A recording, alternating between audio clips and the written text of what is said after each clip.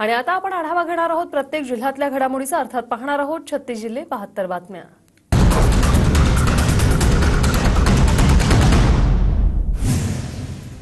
चाळीसगाव तालुक्यातील मन्नाड धरण 100% भरलं, 22 पेक्षा जास्त गावांना फायदा होणार। धरणाचे विहंगम दृश्य ड्रोन कॅमेऱ्यात कैद।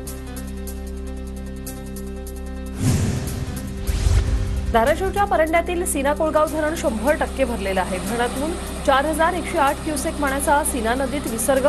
सीना नदीकाठच्या शेतकऱ्यांना प्रशासनातर्फे सतर्कतेचा इशारा। वर्धा जिल्ह्याच्या निम्न वर्धा प्रकल्पाच्या पाणी पातळीत वाढ, प्रकल्पाचे 15 गेट 30 सेंटीमीटरने उघडून पाण्याचा विसर्ग। सोलापूरच्या अक्कलकोट तालुक्यातील एकमेव असलेलं कुर्नूर धरण 100% भरलं। धरणाच्या 3 दरवाजातून 210 क्युसेकने पाण्याचा विसर्ग सुरू। अकोला शहराला पाणी पुरवठा करणारे काटेपूर्णा धरण 100% भरलं। धरणाचे 2 दरवाजे उघडले। नदीकाठच्या गावातील नागरिकांना सतर्कतेचा इशारा। लातूरच्या मांजरा धरणाचे 6 दरवाजे उघडले। मांजरा नदीकाठच्या गावांना सतर्कतेचा इशारा। सांगलीच्या जत तालुक्यातील बोर नदीला पूर, विजापूर मार्गावरील पूल जो आहे तो पुरामुळे पाण्याखाली, शेतकऱ्यांना दिलासा। बुलढाण्यातील बोर्डी नदीच्या पुरात बैलगाडी पडली। बोर्डी नदीवरील पूल ओलांडताना बैलगाडी पुरात पडली। ग्रामस्थांच्या प्रसंगावधानाने बैलांसह 2 व्यक्ती बचावले। गोंदियाच्या बाघोळीत चिमुकल्यांच्या शाळेत जाण्यासाठी पुराच्या पाण्यातून जीवघेणा प्रवास। सततच्या पावसामुळे बाघोली कुऱ्हाडी पुलावर 2 फूट पाणी। मराठवाड्यातील 26 महसूल मंडळांना अतिवृष्टीचा फटका। छत्रपती संभाजीनगर जिल्ह्यातील बुधवारी 110 मिलीमीटर पावसाची नोंद। नंदुरबार जिल्ह्यात परतीच्या पावसामुळे शेती पिकांचं मोठं नुकसान। ऐन काढणीवर आलेल्या खरीप हंगामातील पिकांचं नुकसान झाल्याने शेतकरी अडचणीत। नाशिक शहरात सलग 3ऱ्या दिवशी पावसाची संततधार सुरू। पावसामुळे शहरातील काही रस्त्यांवर पाणी साचायला सुरुवात। गोदावरी नदीच्या पाणी पातळीत काही प्रमाणात वाढ। उद्योजक आणि शिंदे गटाचे नेते राजू खरेंनी शरद पवारांची भेट घेतली। राजू खरेंनी मोहोळ विधानसभा मतदारसंघासाठी उमेदवारी मागितली। राजू खरे तुतारीवर निवडणूक लढणार असल्याची चर्चा। माढा विधानसभेत काकापुतण्यांमध्ये संघर्ष होण्याची शक्यता। धनराज शिंदेंची आज माढ्याच्या माने गावात जाहीर सभा। धनराज शिंदे आज राजकीय भूमिका जाहीर करण्याची शक्यता। माजी खासदार संजय काका पाटलांविरोधात सुमनताई पाटील आणि रोहित पाटलांचं ठिय्या आंदोलन। राष्ट्रवादीच्या माजी उपनगराध्यक्षांना मारहाण केल्याचा आरोप। राजाराम साखर कारखान्याच्या वार्षिक सर्वसाधारण सभेच्या ठिकाणी महाडिक आणि सतेज पाटलांच्या गटाकडून बॅनरबाजी। फौजेंचा करंट आधीच लागलाय, प्रगती बघून बंटी घाबरलाय। महाडिक समर्थकांनी सतेज पाटलांना डिवचलं। भागीरथ भालके यांच्या जनआशीर्वाद यात्रेचा आज 14वा दिवस। पंढरपूर आणि मंगळवेढा तालुक्यात भालकेंच्या यात्रेचं भव्य स्वागत। मनोज जरांगे पाटलांवर गॅलेक्सी हॉस्पिटलमध्ये सध्या उपचार सुरू। नारायणगडाचे महंत शिवाजी महाराजांनी हॉस्पिटलमध्ये जरांगेंची भेट घेतली। आदिवासी गौंडगोवारी जमातीच्या आमरण उपोषणाचा आज 7वा दिवस। आंदोलनस्थळी पोलिसांचा मोठा बंदोबस्त तैनात। आदिवासी गौंडगोवारी जमातीकडून जेल भरो आंदोलन, पोलिसांकडून आंदोलकांची धरपकड। धनगर समाजाच्या आरक्षणासाठी अहमदनगरच्या निवासात दोघांचा जलसमाधीचा प्रयत्न। दोघं आंदोलक प्रवरासंगम पुलापासून 2 किलोमीटरच्या अंतरावर नदीकाठी सापडले। साताराच्या पाटण तालुक्यातील निकृष्ट विकास कामांबाबत ठाकरे गट आक्रमक। जिल्हाप्रमुख हर्षद कदमांच्या नेतृत्वात मोर्चा। गोंदियाच्या जिल्हा परिषदेसमोर उमेदच्या कंत्राटी कर्मचाऱ्यांकडून 1 दिवसीय धरणं आंदोलन। शासकीय सेवेत समाविष्ट करून घेणं आणि मानधनात वाढ करण्याची आंदोलकांची मागणी। गायरानधारकांच्या विविध मागण्यांसाठी परभणीत आरपीआय आठवले गटाकडून जिल्हाधिकारी कार्यालयावर मोर्चा। या मोर्चात मोठ्या संख्येने गायरानधारक उपस्थित। ओबीसीतून आरक्षण मिळेपर्यंत ईडब्ल्यूएस सुविधा सुरू ठेवण्याच्या मागणीसाठी परभणीत उपोषण। मराठा समन्वयक सुभाष जावळे यांच्याकडून 3 दिवसांपासून उपोषण। विधानसभा निवडणुकीच्या कामात कामचुकारपणा केल्यास कठोर कारवाई होणार। नागपूरचे जिल्हाधिकारी डॉक्टर विपिन इटनकर यांचा इशारा। रायगडमध्ये पोल्ट्री व्यावसायिक आणि खाद्यपुरवठा करणाऱ्या कंपन्यांमध्ये वाद। खाद्यपुरवठा करणाऱ्या कंपन्या मनमानी करत असल्याचा आरोप व्यावसायिकांचा आहे। भंडारातील साकोलीत भेल प्रकल्प सुरू करण्याच्या मागणीसाठी ग्रामस्थांचा एल्गार। ग्रामस्थांचा निवडणुकीवर बहिष्कार घालण्याचा इशारा। सोलापुरात लहुजी शक्ती सेनेतर्फे अर्धनग्न आंदोलन। एनटीपीसी वीज निर्मिती प्रकल्पाच्या वृक्ष लागवडी संदर्भात खर्चाची माहिती प्रशासन देत नसल्याने आंदोलकांकडून चौकशीची मागणी. वर्धाच्या इंगणघाटात दिव्यांगांच्या विविध मागण्यांसाठी उपोषण. सामाजिक कार्यकर्ते डॉ. उमेश वावरेंच्या नेतृत्वात उपोषण सुरू. पुण्याच्या इंदापूरमध्ये शिवसेना ठाकरे गटाच्या वतीने जलसमाधी आंदोलन. कार्यकर्त्यांकडून निमसाखर पळस मंडळ बंधारा दुरुस्त करण्याची मागणी.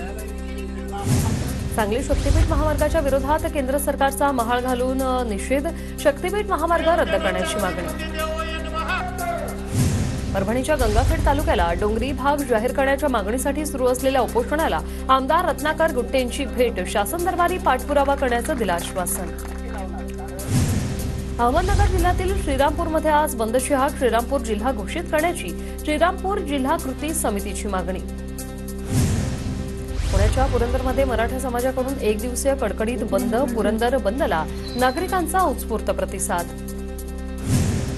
पुण्याच्या भोर तालुक्यातील वर्वे गावात अल्पवयीन मुलीवरील अत्याचाराच्या निषेधार्थ कडकडीत बंद. नरधमाला कठोर शिक्षा करण्याची महिलांची मागणी. 4 दिवसांपासून कोकणातील मासेमारीला ब्रेक. समुद्रातील वादळी परिस्थितीमुळे कोट्यावधींची उलाढाल ठप्प. लातूरच्या अहमदपूरमधील वृद्धामध्ये सरपंचांकडून डीपीवर चढून लाईन दुरुस्त. विद्युत पुरवठा खंडित झाल्याने गावाचा पाणी पुरवठा 6 दिवसांपासून बंद होता. बीड विभागाला मिळाल्या 23 ई बसेस. बसेस बीड ते छत्रपती संभाजीनगर दरम्यान धावणार. प्रवाशांचा प्रवास सुखकर होणार. पुण्याच्या भोरमधील कुडली गावात मुसळधार पावसामुळे घरांचं छप्पर कोसळलं. शेतकरी कुटुंब वेळीच बाहेर पडल्यानं सुदैवानं जीवितहानी नाही. नुकसानग्रस्त शेतकऱ्याला तातडीने नुकसान भरपाई देण्याची मागणी. जळगावातील पाचोरा भडगाव तालुक्यात ओला दुष्काळ जाहीर करण्याची काँग्रेसची मागणी. कपाशी पिकाला सर्वाधिक फटका. वाशिमच्या मालेगावातील मुंगळी कळंबेश्वर मेडशी या परिसरात शेती पिकाचं मोठं नुकसान. शेती पिकांची भावना गवळींनी केली पाहणी. धाराशिव जिल्ह्यात अतिवृष्टीमुळे शेतकऱ्यांचं मोठ्या प्रमाणात नुकसान. तात्काळ पंचनामे करण्याचे पालकमंत्री तानाजी सावंत यांचे कृषी विभागाला आदेश. धाराशिवच्या परंडा जवळा भागात अतिवृष्टी. सोयाबीन पाण्यात. पंचनामे करून नुकसान भरपाई द्या. शेतकऱ्यांची मागणी. गोंदिया जिल्ह्यात सलग 4थ्या दिवशी पावसाचा जोर कायम. पुजारी टोला धरणाचे 8 गेट सुरू आणि त्यामधून 6,455 क्युसेकने पाण्याचा विसर्ग. ठाण्याच्या शहापूरमध्ये पावसामुळे शेतीला मोठा फटका. काढणीला आलेलं पीक पाण्याखाली. शेतकरी हवालदिल. जळगावच्या बुदवडमध्ये मुसळधार पावसामुळे मक्यासह इतर पिकांचं मोठं नुकसान. नुकसानीचे पंचनामे करून मदतीची शेतकऱ्यांची मागणी.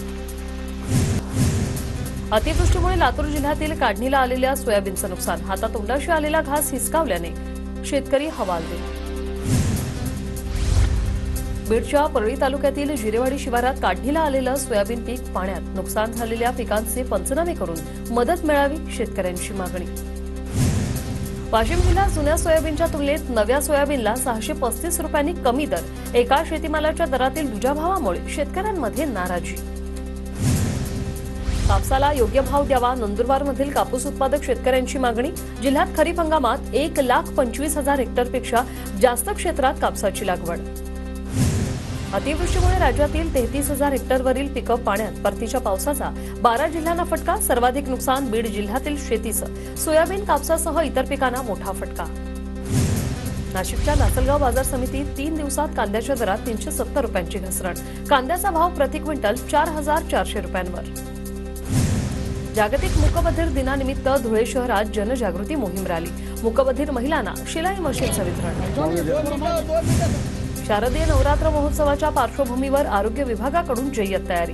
धाराशिवच्या तुळजापूर शहरासह ग्रामीण परिसरामध्ये भाविकांना 35 प्रथमोपचार केंद्रातून आरोग्य सुविधा मिळणार.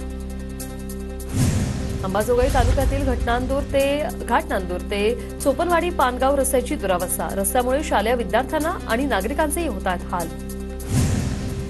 भजन मंडळींना घेऊन निघालेला टेम्पो नाल्यावरून पुलावरून कोसळला. 2 लहान मुली पाण्याच्या प्रवाहात वाहून गेल्या. 13 जण सुखरूप आहेत. भंडाऱ्याच्या साकोली तालुक्यातील खांबा वडेगाव येथील घटना. एका हातात एसटी बसचं स्टेअरिंग तर एका हातात फोन. बार्शी कुर्डुवाडी बसच्या चालकाचा हलगर्जीपणा समोर. सदर बस पालघरमधील नालासोपारा आगाराची असल्याची माहिती. मीरा भाईंदर शहरात पाण्याच्या समस्येबाबत मनसे आक्रमक. अन्यथा अधिकाऱ्यांना काळं फासण्याची धमकी.